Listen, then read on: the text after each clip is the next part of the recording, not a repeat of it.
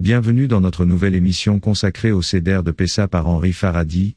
Dayenu, une ode de gratitude et de reconnaissance. Avant de commencer, n'oubliez pas de vous abonner pour ne manquer aucun épisode de notre exploration des richesses du Seder de Pessa.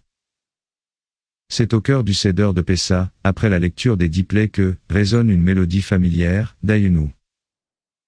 Cette chanson, bien plus qu'une simple composante de la Haggadah, est un hymne vibrant de gratitude et de reconnaissance, tissant les fils de l'histoire juive avec les accents de la louange. Dayenu, un mot hébreu signifiant ça nous aurait suffi, est bien plus qu'une simple expression. C'est un récit chanté, une symphonie de reconnaissance pour les bienfaits de Dieu tout au long de l'histoire du peuple juif. À chaque verset, les paroles de Dayenu célèbrent un acte de générosité divine, depuis la libération de l'esclavage en Égypte jusqu'à l'entrée dans la terre promise. La force de Dayenu réside dans sa redondance.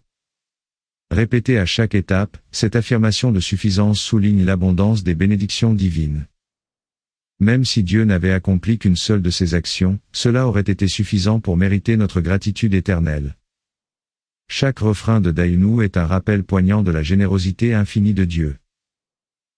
Au-delà de sa signification historique, Dayenu offre une leçon de reconnaissance. Dans nos vies quotidiennes, il est facile d'oublier les innombrables bénédictions qui nous entourent. Dayenu nous rappelle l'importance de reconnaître et de célébrer chaque bénédiction, aussi petite soit-elle, avec un cœur reconnaissant. À travers les siècles, cette mélodie résonne dans les foyers juifs du monde entier, unissant les générations passées, présentes et futures dans un chant commun de gratitude. Que ce soit lors du Seder de Pessa ou à tout autre moment de l'année, Dayenu continue d'inspirer et de nourrir l'âme juive. Que chaque refrain de Dayenu résonne dans nos cœurs avec la même force et la même passion, nous invitant à reconnaître et à célébrer les multiples miracles de nos vies. N'oubliez pas de vous abonner pour ne manquer aucun épisode de notre podcast. À la prochaine, pour une nouvelle immersion dans les richesses des fêtes juives.